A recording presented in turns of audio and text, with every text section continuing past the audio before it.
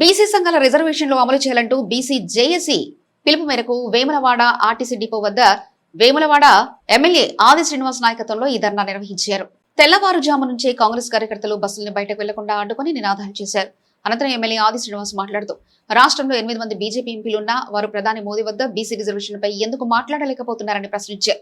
ఇక్కడ ప్రజల ముందు సై అంటున్న బీజేపీ నేతలు ఢిల్లీలో నై అంటున్నారని విమర్శించారు. ఢిల్లీలో జంతర్ మంతర్ వద్ద బీసీ సంఘాల నిరసనకు బీఆర్ఎస్ నేతలు ఎందుకు మద్దతు ఇవ్వలేకపోయారంటూ ఆయన ప్రశ్నించారు. బిల్లుకు మద్దతుగా బీజేపీకి వ్యతిరేకంగా మాట్లాడేందుకు బీఆర్ఎస్ నేతలకు ధైర్యం లేదా అని విమర్శిస్తూ ఇప్పటికైనా రిజర్వేషన్ బిల్లుకు అనుకూలంగా బీజేపీ బీఆర్ఎస్ నేతలు తమ వైఖరిని స్పష్టంగా ప్రకటించాలని ఆది శ్రీనివాస్ డిమాండ్ చేశారు. 42% బీసీలకు అమలు కావాలి, అమలు కావాలి.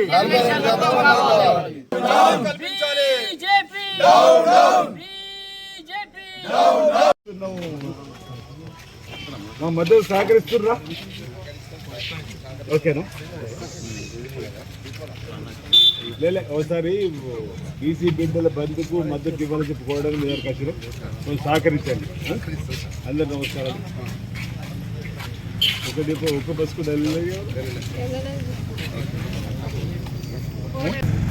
తెలంగాణ రాష్ట్ర వ్యాప్తంగా 42% స్థానిక సంస్థల్లో రాజకీయ రిజర్వేషన్ అదేవిధంగా విద్యా ఉద్యోగాల్లో కాంగ్రెస్ పార్టీ ప్రభుత్వం 42% రిజర్వేషన్ కల్పిస్తూ చట్టాలు చేసినటువంటి అంశంలో అమలు కావాలనేటువంటి ఆలోచనతోటి బీసీ బిడ్డల మనోభావాలను తెలిపే విధంగా ఏదైతే ఈరోజు బంద్కు పిలిపించారో ఆ బంద్కు కాంగ్రెస్ పార్టీ పక్షాన మా సంపూర్ణ మద్దతు మా మహేష్ కుమార్ గౌడ్ గారు ప్రకటించిన వేళ అన్ని పక్షాలు ఈరోజు సిపిఐ సిపిఎం అన్ని రకాలకు సంబంధించినటువంటి పార్టీలు ప్రజా సంఘాలు కూడా ఈరోజు మద్దతు ఇస్తున్న క్రమంలో వేములవాడ నియోజకవర్గ కేంద్రంలో బస్ డిపో దగ్గర ఈ బంద్కు మద్దతుగా మీ ధర్నాను నిర్వహిస్తున్న సందర్భంలో బీసీ బిడ్డల పక్షాన కేంద్ర ప్రభుత్వం భారతీయ జనతా పార్టీ ప్రభుత్వం దిగివచ్చి ఈ చట్టాలకు మద్దతుగా షెడ్యూల్ 9లో చేర్చినట్టయితే అదేవిధంగా ఏదైతే 2018 పంచాయతీ చట్టాన్ని సవరించి తీసుకొచ్చిన ఆర్డినెన్స్ను గవర్నర్ గారు ఆమోదం తెలిపి ఉంటే ఈరోజు బీసీ బిడ్డలు నోటి దాకా వచ్చినటువంటి బుక్కను ఎత్తగొట్టకుండా ఉండే అవకాశం ఉండేటువంటి మాట సందర్భంగా మేము చెప్పేటువంటి ప్రయత్నం చేస్తూ బీసీ బిడ్డల మనోభావాలు బయట ప్రపంచానికి చెప్పడానికి ఈరోజు బీసీ సంఘాలు జేఏసీ ఏర్పడి పిలిపించిన సందర్భంలో మేము బంద్కు మద్దతు తెలియజేస్తా ఉన్నాం. ప్రధానంగా నేను ఒకటే విజ్ఞప్తి చేస్తా ఉన్నాం.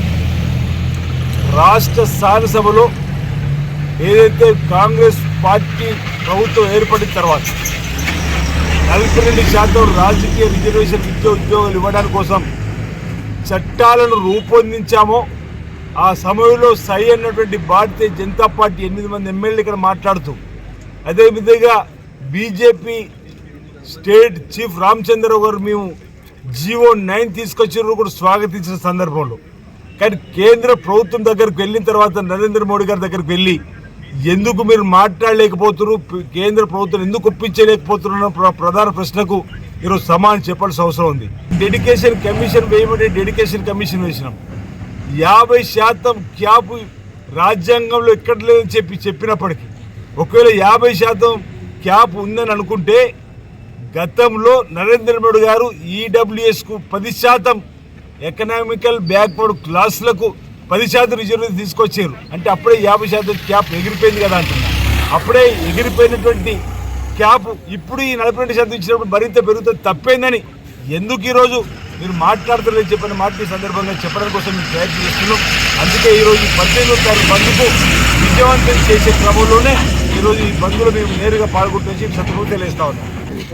బీసీ అఖిలపక్ష బీసీలు ఇచ్చిన బంద్కు కాంగ్రెస్ పార్టీ తరఫున సంపూర్ణ మద్దతు తెలియజేసినందుకు మా వేములవాడ శాసనసభ్యులు ఎమ్మెల్యే గారు అలాగే ప్రభుత్వ విప్ గారికి ముందుగా ధన్యవాదాలు తెలుపుకుంటూ వేకువజామునే బస్ డిపో ముందు వచ్చేసి ఒక్క బస్సు కూడా బయటకు వెళ్లకుండా మేము చేయడం జరిగింది. దానికి కూడా ఆర్టీసీ వారు కూడా సహకరించారు. బీసీల ఐక్యత ఉంటే అగ్రవర్ణాలు మేము ఎక్కడో కొట్టుకుపోతాం అనే దాని మీదనే ఈ బీసీ బిల్లుకు అడ్డుపడి ఇక్కడ ఏది మన అసెంబ్లీలో ఏమో సై అంటుర్రు, ఢిల్లీలో ఏమో నై అంటుర్రు. వాళ్ళ చిత్తశుద్ధి నిరూపించుకోవాలనంటే బీసీ బిల్లును 42% బిల్లును అమలు పరచాలి. ఈ 42% బిల్లును అమలు పరిచేదాకా కాంగ్రెస్ పార్టీ తరఫున మేము ఎంతవరకైనా పోవటానికి సిద్ధంగా ఉన్నాం. ఈరోజు బంద్ సక్సెస్ చేసినందుకు మన వేములవాడ పట్టణ ప్రజలందరికీ మా హృదయపూర్వక నమస్కారాలు తెలియజేసుకుంటున్నాం. ఒక బీసీ వర్గానికి 42% వస్తే ఇవాళ ఎంపీటీసీలు కానీ జెడ్పీటీసీలు కానీ ఇవాళ సర్పంచ్ కానీ మున్సిపల్ చైర్మన్లు కానీ వారు బీసీలు ముందటికి వస్తారని వారిని అణగదొక్కే విధంగా ఇవాళ కొన్ని పార్టీలు కుట్ర చేస్తుంది.